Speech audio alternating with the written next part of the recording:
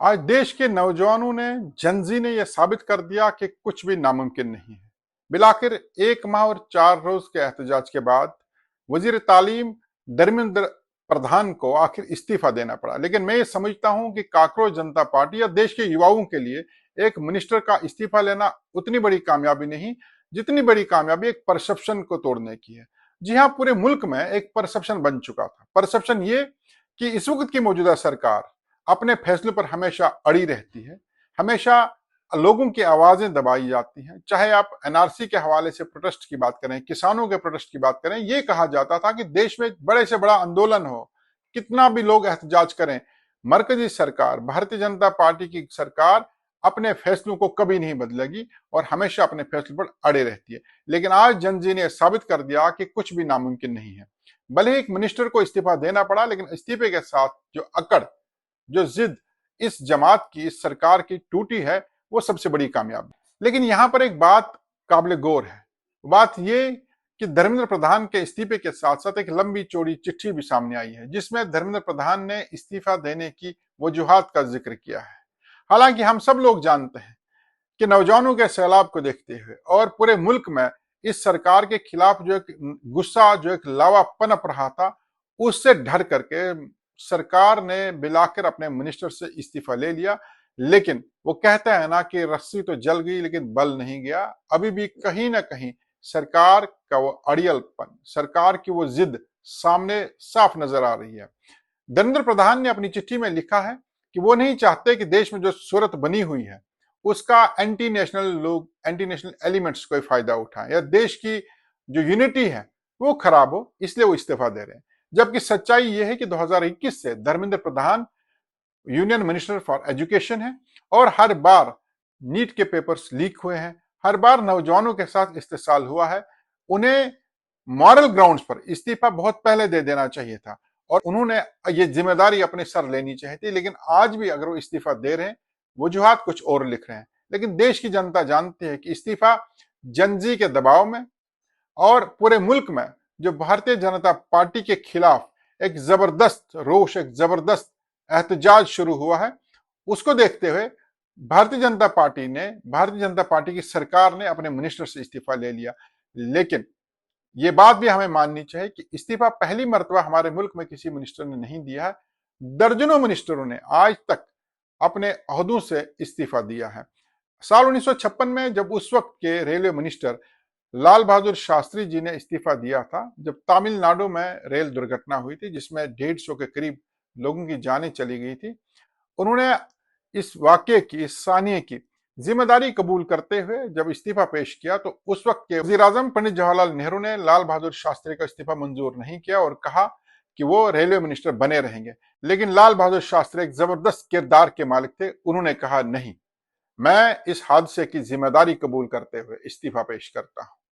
उसके बाद दर्जनों मिनिस्टर्स, चाहे नीतीश कुमार की बात करें, शशि थरूर, एमजे अकबर, बहुत सारे मिनिस्टर्स ने इस्तीफा दिया है और हमेशा से किसी न किसी एलिगेशन, किसी न किसी साने की जिम्मेदारी कबूल करते हुए अपने जो मंत्रालय वो छोड़े। लेकिन आज पहली मर्तबा एक मिनिस्टर ने इतने बड़े आंदोलन के बाद इस्तीफा तो दे दिया, लेकिन कारण कुछ और लिखे।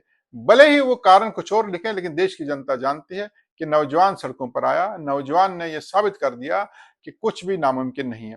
भारतीय जनता पार्टी के मिनिस्टर ने इस इस्तीफे में यह बात इसलिए लिखी है कि वो देश की एकता को बनाए रखना चाहते हैं। वो नहीं चाहते कि देश विरोधी ताकतें इसका फायदा उठाएं। वो इसलिए लिखा ताकि कोई और प्रदर्शन करने से पहले लोग ये सोचें कि हम पर एंटी नेशनल का कोई टैग ना लगे, जबकि सच्चाई कुछ और है। इस प्रदर्शन की वजह से लोग इकट्ठे हो गए, देश में यूनिटी बनी। हमने हिंदू, मुसलमान, सिख, ईसाई सबको एक ही प्लेटफॉर्म पर देखा और पहली मर्तबा किसी प्रोटेस्ट में जातिवाद या धर्म की राजनीति नहीं देखी, सब एक साथ थे। तो इस प्रदर्शन ने लोगों को इकट्ठा किया, देश में यूनिटी कायम की। और धर्मेंद्र प्रधान का यह कहना कि इस प्रदर्शन की वजह से, इन हालात की वजह से देश की एकता में कोई नुकसान न हो, इसलिए वो इस्तीफा दे रहे हैं, ये बात कोई तस्लीम करने वाला नहीं है। लेकिन सच्चाई यह है कि आखिरकार मरकजी सरकार नौजवानों के गुस्से के सामने, नौजवानों के एहतजाज के सामने घुटने टेकने पर मजबूर हो गई। कितना ही अच्छा होता अगर धर्मेंद्र प्रधान अपने इस्तीफे में इस बात का जिक्र करते कि नीट के पेपर लीक हुए या जिस तरह से भी नौजवानों का गुस्सा है, एहतजाज है, उसको देखते हैं वो जिम्मेदारी कबूल करते हैं और इस्तीफा देते हैं। और इस इस्तीफे में यह भी बात जरूर लिखते कि जिस तरीके से पुलिस के द्वारा इन नौजवानों के साथ मारपीट की गई या जो सलूक किया गया, मैं उसकी भी मजम्मत करता हूं। तो कहीं ना कहीं भारतीय जनता पार्टी के तई लोगों का शायद जो गुस्सा है वो कम होता, लेकिन बात फिर वही आ गई कि रस्सी तो जल गई लेकिन बल नहीं गया। यहां पर एक बात कहना भी मैं बहुत जरूरी समझता हूं कि जो एक परसेप्शन बन चुका था कि देश में जितने मर्जी आंदोलन करो, जितने मर्जी एहतजाज करो, मरकजी सरकार ने जो फैसला लिया वो फैसला अटल है, ऐसा नहीं है। ये जनजी ने साबित कर दिया। आज हम लोग कहते हैं कि 370 कभी वापस नहीं आ सकता, 35 से कभी वापस नहीं आ सकता। ये एक डर और खौफ जो हम लोगों ने अपने अंदर पाल रखा है, ये जो हम पे कॉन्फिडेंस की कमी है, ये वो दर्शाता है, जबकि होने को कुछ भी मुमकिन हो सकता है। आज देश के नौजवान जंतर मंतर पर इकट्ठा हुए और मजबूरन मरकजी सरकार को अपने फैसला बदलना पड़ा। अगर जम्मू कश्मीर की आवाम सड़कों पर आए तो कौन सी बड़ी बात है कि जम्मू कश्मीर के साथ 5 अगस्त 2019 को जो है वो फैसला बदला नहीं जाएगा। लेकिन आज भी कुछ लोग, कुछ सियासी लीडर उस फैसले को जस्टिफाई करते हैं और बजाय 370 और 35A के स्टेटहुड की मांग को लेकर एहतजाज करते हैं, ड्रामा रचते हैं। जबकि हम ये बात 5 अगस्त 2019 से ही सुनते आए हैं कि खुद मरकजी सरकार ने, खुद प्राइम मिनिस्टर नरेंद्र मोदी ने और होम मिनिस्टर अमित शाह ने बार बार ये बात दोहराई कि जब भी जम्मू कश्मीर में हालात सामान्य होंगे स्टेटहुड का दर्जा दिया जाएगा। जो बात मरकजी सरकार, जो बात भारतीय जनता पार्टी के लीडर्स, इस देश के प्राइम मिनिस्टर, इस देश के होम मिनिस्टर ने खुद कही है, हम वही बात मानते हैं। तो कहीं ना कहीं हम 370 को भूल करके, 35A को फरामोश करके हम अगर स्टेटहुड की बात करते हैं तो कहीं ना कहीं हम बीजेपी के उसी एजेंडे को, बीजेपी के उसी डिमांड को हम तस्लीम करते हैं और जो 5 अगस्त 2019 को हुआ उसको हम जस्टिफाई करते हैं। हम कहते हैं कि ठीक है 370 तो चला गया, 35 तो चला गया, अब हमें उसकी जरूरत नहीं, जो आपने कहा था आप हमें वही लौटा दीजिए। तो ये बार्गेनिंग का जो एक हमने नया एक सिलसिला शुरू किया, ये कहीं ना कहीं हमारे अंदर जो डर, खौफ और जो हमें कॉन्फिडेंस की कमी है वो दर्शाता है। लिहाजा मेरी ये गुजारिश सबसे रहेगी कि आज जनजी ने जो एक सबक हम सबको दिया है कि कुछ भी नामुमकिन नहीं है, सिर्फ आपने डर और खौफ को अंदर से बाहर निकालना है।